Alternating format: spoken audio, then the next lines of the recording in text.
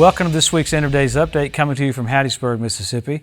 We had such a great time last week. Gosh, it's amazing how the churches seem to be so on fire to hear messages about the coming of the Lord. Kind of cool to see people's hearts get expectant and excited because we're so close. Remember, Jesus, He rebuked them for not knowing the hour of their visitation. He said, hey, you can tell what the weather's going to be, but you don't know your hour of your visitation. So He wanted them to know.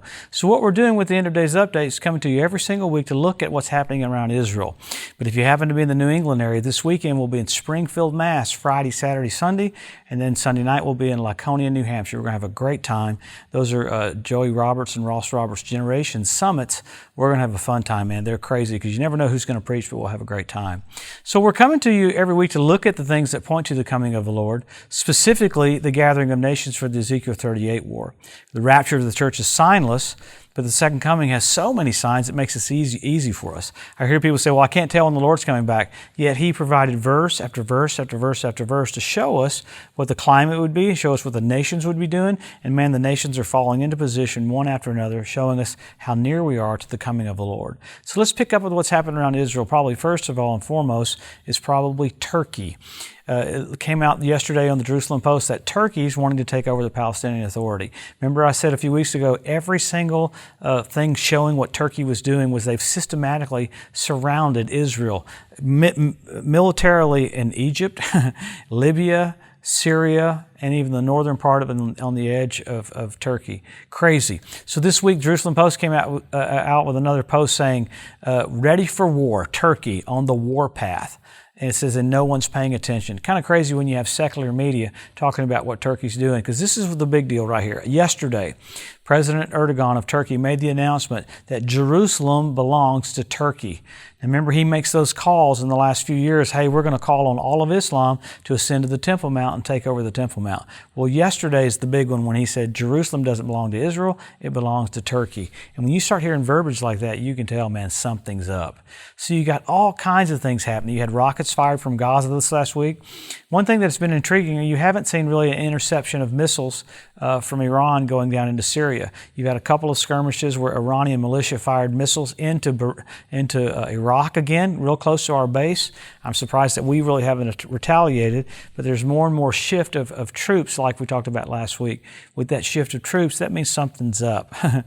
And the main thing about something being up, it came out again yesterday. I love that they finally talk about it, that of course Hezbollah put all their missiles in schools, grounds, hospital grounds, soccer fields, so that when Israel has to retaliate, they get as many fatalities as they can. But Israel's so cautious about going after those missiles.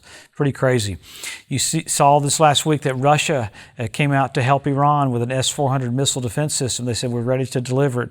It's really interesting seeing Russia's connection with Iran and Turkey. Why is that a big deal? Why does that bring kind of my heart to attention is those are nations mentioned in the Ezekiel 38 war. But in the middle of that, you got all kinds of celestial stuff happening. You got asteroids flying by. You got Halloween. You have a first blue moon since World War II. You have earthquakes. You had 600 earthquakes in the California area this last week. They're talking about, it looks like it's the big one next. You got all these storms in the Gulf. So, I mean, you got nations in upheaval, along with weather in upheaval. And then you have the earth in upheaval. Why? Because Jesus is just about to come back. Probably the big point that freaks me out is all things happening around Israel. Israel's going through a real major lockdown, though, because of the coronavirus. But you had the Pope come out this last week. The Pope came out this last week and said, hey, we've got to have one united nations to be communism to rule all, because it's time for one world leader, and he hammered capitalism. So there's a lot of verbiage coming from different places that are pointing to the tribulation. You had Macron from France talk about Lebanon having to make some changes. And those are entrances for the Antichrist to come in, all these things that are happening like this. So what it tells me, though, it's exciting. Jesus is about to come back. Remember, Jesus said, when you see these things, lift up your heads, your redemption is drawing nigh, indicating He doesn't want you downtrodden. He wants you excited and wants you happy. Many more things keep happening around Israel with the Temple Mount. I'm intrigued to see the things that are found with the Temple Mount Institute, the readiness for the 6 red heifers so that they can start having sacrifices. They know that they're so soon to start having that. But let's go to the Scripture. What do we do to always go to Scripture to make it clear and concise and easy to understand? Number 1, Israel made a nation. Number 2, Jerusalem won back. Jesus said, the generation that sees those 2 events will not pass away till all is fulfilled. But every week we get into it. You got the Hebrew language restored. You got the Ethiopian Jews brought back. You got the fertility of the land of Israel. You got the revival of the Roman Empire. You got 172 different species of predatory birds. I mean, it's radical. You have even more that are happening now. You've got fish in the Dead Sea. Crazy. You got foxes showing up on the Temple Mount. You got the ritual baths around the Temple Mount fill up with water. First time in 2,000 years. So you got tangible physical things that the Bible said you'd see right before the coming of the Lord. One of the ones I like is Rabbi Itzhak Kaduri. Jesus appeared to him and shows him that he's the Messiah, took him showing how he fulfilled all the feasts and that Jesus is the Messiah, fulfilled everything he had to be the Messiah, freaked him out. Before he died, he said, okay, open this letter a year after I've gone home. And in that letter, he showed where he prophesied that just before the coming of the Messiah, that Israel would be ruled by two Benjamins. I mean, 6 weeks ago, you got Benjamin Gantz, Benjamin Netanyahu, Israel ruled by two Benjamins. Crazy. So that's prophecies come to pass. So we look at all these things because you have signs of the coming of the Lord. That's so kind of the Lord to do it, to make it so blatant for us. But then you have signals. I mean, what did we have? We had last year and the year before, you had blood red moons on Passover and Tabernacles. That's crazy. 4 in a row. NASA calls it a tetrad. When's the last time you had 4 in a row on Passover and Tabernacles? 1967 when Jerusalem was won back. 1948 when Israel was made a nation. 1492 at the Edict of Expulsion. That's crazy. So things happening in the heavens coinciding with great things happening with Israel.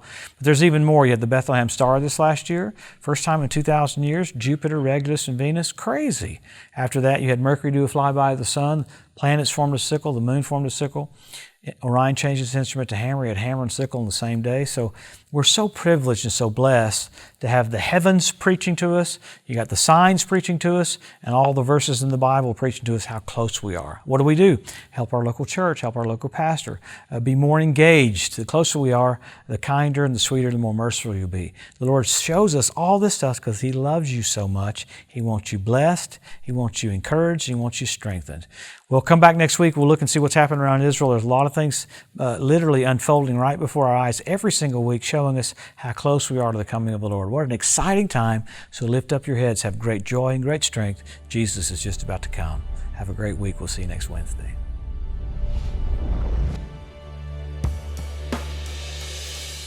Thanks for joining us today at the End of Days Update. If you'd like to be notified every time there's a new post, just go to the edu at josephmorris.com and subscribe to receive email alerts. If these posts and updates have been a blessing to you, please consider making a one-time donation to help get the message out, or even becoming a monthly partner with Joseph Morris Ministries. Thanks again for tuning in to the EDU, and we'll see you next week.